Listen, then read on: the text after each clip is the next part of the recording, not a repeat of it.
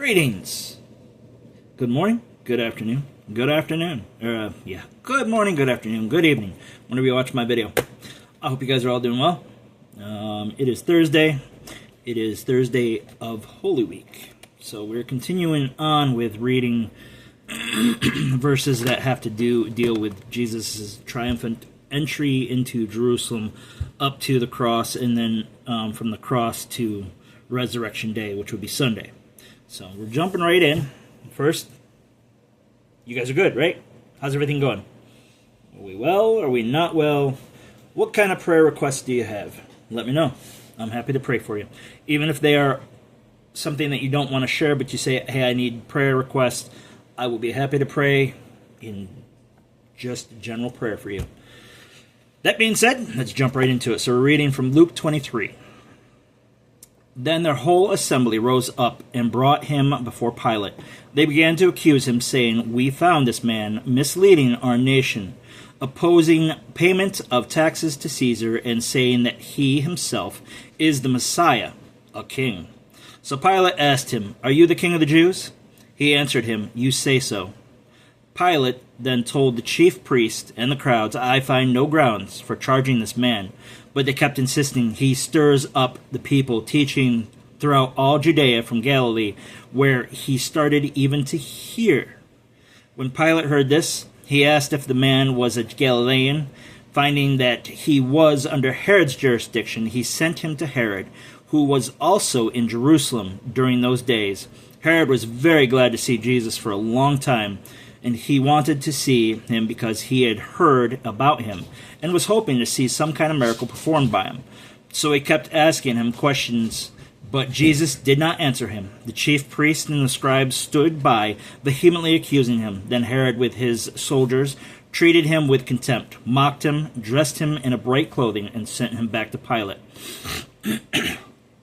That very day, Herod and Pilate became friends. Previously, they had been enemies.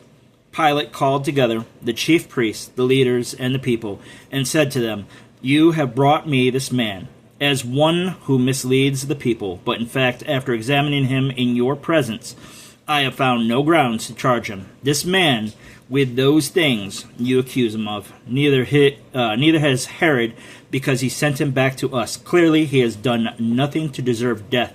Therefore, I will have him whipped and then release him. Then they cried out together that this man, take this man away, release Barabbas to us. He had been thrown into prison for a rebellion that had taken place in the city, and for murder.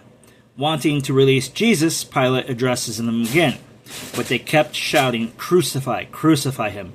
A third time he said to them, Why? What has this man done wrong?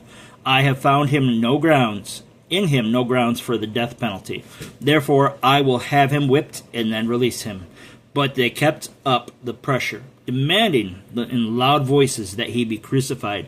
And the voices won out, so Pilate decided to grant them their demand and released the one they were asking for, who had been thrown into prison for rebellion and murder. But they handed Jesus over to their will. As they led him away, they seized Simon and a Cyrenian, oh my goodness, who was coming in from the country, and laid the cross on him to carry behind Jesus. A large crowd of people followed him, including women who were mourning and lamenting him. But turning to them, Jesus said, Daughters of Jerusalem, do not weep for me, but weep for yourselves and for your children. Look, the days are coming when they will say, Blessed are the women without children, that the wombs that never bore, and that the breasts that never nursed. Then they will begin to say to the mountains, Fall on us, and to the hills, cover us. For if they do these things when the wood is green, what will happen when it is dry? Two others, criminals, were also led away to be executed with him. When they arrived at that place called the Skull, they crucified him there along with the criminals, one on the right and one on the left. Then Jesus said, Father, forgive them, because they do not know what they are doing. And they divided his clothes and cast lots. Remember, Psalm 22 talks about this. The people stood watching, even the leaders were scoffing. He saved others. Let him save himself, if this is God's Messiah, the chosen one. The soldiers also mocked him. They came offering him sour wine and said, "If you are the king of the Jews, save yourself." An inscription was above him, "This is the king of the Jews." Then one of the criminals hanging there began to yell insults at him. "Aren't you the Messiah? Save yourself and us." But the other answered, rebuking him, "Don't you even fear God, since you are undergoing the same punishment? We are punished justly because we're getting back what we deserve for the things we did. But this man has done nothing wrong." Then he said, "Jesus, remember me when you come into your kingdom." And he said to him, "Truly I tell you today, you will be with me in paradise." It was now about noon, and darkness came over the whole land until 3. Because the sun's light failed, the curtain of the sanctuary was split down the middle. And Jesus called out with a loud voice, "Father, into your hands I entrust my spirit." Saying this, he breathed his last. When the centurion saw what had happened, he began to glorify God, saying, "This man really was righteous." All the crowds that had gathered for the spectacle, when they saw what had taken place, went home striking their chests. But all who knew him, including the women who had followed him from Galilee, stood at a distance watching these things. There was a good and righteous man named Joseph, a member of the Sanhedrin, who had not agreed with their plan of action, and he was from Arimathea in Judean town, and was looking forward to the kingdom of God. He approached Pilate and asked for Jesus' body. Taking it down, he wrapped it in fine linen and placed it in the tomb, cut into the rock, where no one had ever been placed.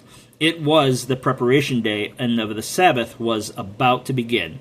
The women who had come with him from Galilee followed along and observed the tomb and how his body was placed. Then they returned and prepared spices and perfumes, and they rested on the Sabbath according to the commandment. So like I said, part of that is spoken of in Psalms 22, towards the end of the psalm. Let me see if I can find it real quick. And while I'm looking for that, just so you know, I learned something recently. Barabbas, which was also called Bar Jesus, kind of was like a symbol of Jesus himself too. He wasn't a crazy man or anything like that. He was a brilliant, from what I understand, a smart person that had helped in a rebellion, but was captured and then imprisoned. And something about his name is like Son of God. So it's kind of like has something to do. I need to read more on it to learn more on it, but I just found that really interesting that his name was Bar Jesus, or Barabbas, something like that, and not Bar Jesus, Bar Seb.